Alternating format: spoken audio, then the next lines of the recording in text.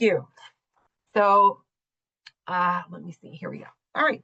My name is Zoe, and I'm the Community Engagement Coordinator for CASA Pinellas. So my goals for you are to be able to have an understanding of what domestic violence looks like in your area, and also how to refer people to services and what types of services that we provide here at CASA Pinellas. So our mission is to challenge the societal acceptance of all forms of domestic violence. CASA stands up to silence through advocacy, prevention, intervention, and support services. And our vision is a society free of domestic violence. And our acronym actually stands for Community Action Stops Abuse. Our impact in our community has been, some of the things that I really like to share about our impact is we have housed over about 608 adults last year at our emergency shelter. But on top of that, over 70% of our services came from services that are provided outside of our shelter, like our Injunction for Protection attorney team that provides legal services for survivors and justice advocacy and representation. We did that almost a little bit over 2,000. And then at our Family Justice Center, which is our outreach office, we provided over 1,700 services to families out of our Family Justice Center. So some terms that you might find associated with domestic violence might be things like intimate partner violence in some spaces, family violence, household violence. Child abuse and elder abuse are part of domestic violence, cyber stalking, and dating violence.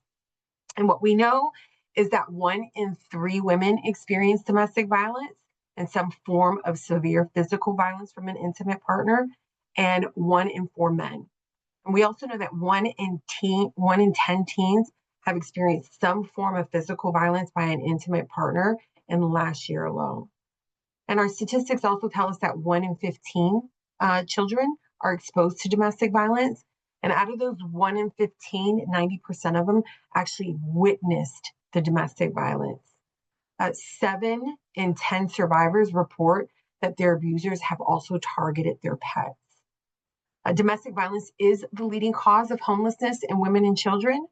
We know that 57% of all homeless women report that the reason to their homelessness is as a result of domestic violence.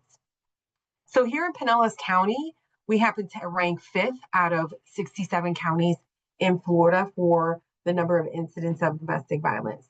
In Pinellas County, DV happens more than aggravated assault, vehicle theft, robbery, rape, and murder combined. So if you were to take all those offenses and combine them, they don't equal to how many domestic violence incidents we have here in Pinellas County, which is almost over 6,000 offenses a year. So we know that domestic violence, it can happen to anybody. Just like, you hear the EEOC, the Equal Opportunity Employer, domestic violence is the equal opportunity batterer. It doesn't care what your religion is. It doesn't care about your race, your ethnicity, your affluence, your family's affluence, whether you have a college degree, whether you were raised in a home with a mom or a mom and a dad. It affects anybody. It can happen to anybody because truly domestic violence is about power and control. It is a feeling of superiority,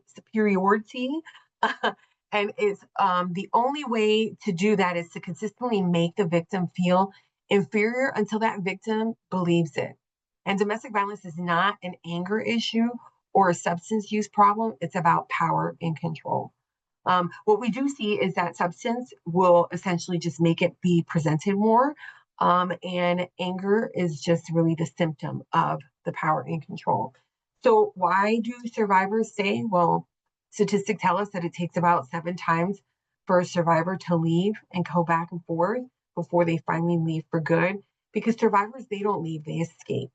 And escape takes planning. And so that planning comes through certified domestic violence centers like our center here in Pinellas County. And some of the services that we have here at CASA are, we have our prevention services, which is adult education and childhood education. We also have emergency services, which is hotline, our emergency shelter, our Injunction for Protection team. And then we have restorative services, which is advocacy services that you'll find at our residential and our non-residential programs, as well as housing. And we have a really robust housing program. We have permanent supportive housing, transitional housing, and rapid rehousing. So our prevention program is early childhood education. We go into the schools and we go into pre-Ks, and we also go to camps. We also go to camps, and we provide anti-violence and healthy relationship curriculum. It's called the Peacemaker program. And so it's a 5-week curriculum that peacemakers go into the schools, and they nurture values of peace and justice by using the school program. So we partner with our teachers, and we provide this program, and it really helps lean into some of the things that you see present in the school, like bullying. We also have our adult education, like me, and it's professional training. We provide training and webinars for companies and organizations interested in learning more about the dynamics and the warning signs of domestic violence, and we provide CEUs as well. So we also have our Family Justice Center, which happens to be our outreach facility, our outreach offices. And it is a nationwide best practice model for public safety to bring comprehensive and collaborative trauma-informed and free services underneath one roof. So when a survivor comes to our Family Justice Center, they don't have to leave here and go to the courthouse to go get an injunction, or leave here and go to the St. Pete Police Department to make a report, or leave here and meet with somebody with one of our legal agencies. We have all these partners underneath one roof, and we've created this model so that it could be less traumatizing for our survivors and to be more supportive. And what it's shown us is that it helps reduce murder in that immediate community by 90% having this model. So some examples of our providers that we have underneath our roof is the state attorney's office. We have the sheriffs, the Pinellas County Sheriff's Office, Pinellas County Schools. We have St. Pete PD. We have our Gulf Coast Sexual Assault Services. We have Bay Area Legal Services, Learning Empowered, the Juvenile Welfare Board, and we have our mental health provider, which is ClearPath. And some of the services we provide childcare for our survivors when they come, so that they can just come. If they have to bring their children, they bring their children, and we have a childcare facility here that will help provide childcare. We have law enforcement, we have medical services, we have mental health, and we have criminal and civil legal services. And we have also some connections to other resources in our community if we don't have it immediately here in house. One of the powerful things that we also do for survivors is that we safety plan. One of my greatest privileges is that I get to provide education and training for CASA, because I was a CASA survivor 15 years ago. And one of the things that a CASA advocate did for me when I came to CASA was they safety planned with me. And they told me, safety plan, we talk about safety plan, but actually I like to refer to safety planning as an anti-homicide plan. And so what we do is we sit down and we meet with survivors, and we talk with them. We either talk with them by phone, or they come in and meet with us. And we conduct something called a risk assessment. And this risk assessment tells us how severe the violence is and can get with that survivor. And then our advocates then begin to tailor a crafted safety plan for them. And some of the things that are included in that safety plan is how to keep them and their children safe while they're still in the home, because survivors, they don't just leave, they escape. And then what to bring when they do escape, and also some more things that we do it. And these are really life-saving things. It saved my life. We also have emergency services, which is our 24-hour hotline. It's available 24 hours a day, 7 days a week, 365 days a year. And it's to help with safety planning, assessing survivors' risks and their needs.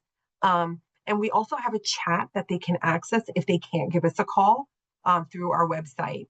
We have our emergency shelter, which a survivor can come and they can get refuge, they get crisis intervention, they get advocacy, and they're able to stay at our shelter for up to 45 days. And while they're there at our shelter, we provide them any clothing that they need, because a lot of times survivors literally leave with just what they have on their backs. So we provide them with food, We provide them with food. We provide them with personal care need items, anything that they might need, economic empowerment, support groups, any type of advocacy that they need when it comes to their survivorships. And then we also provide them with emergency like injunction for protection through our injunction for protection team. We also do restorative residential advocacy and non-residential advocacy. And then we have a robust housing program. So once they are ready to look at what permanency is going to look like for them moving forward, if they need to get into some type of housing program, we have several housing programs depending on that survivor's need to meet them where they're at and to get them to stability.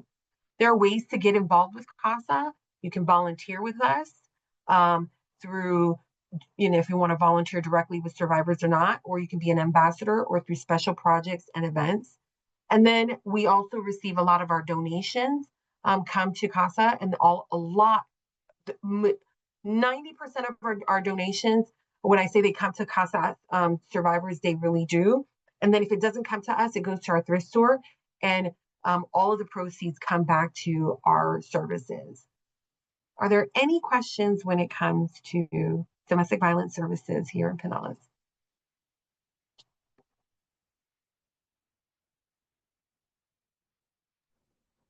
All right.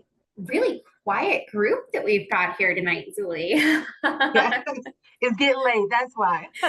that must be it.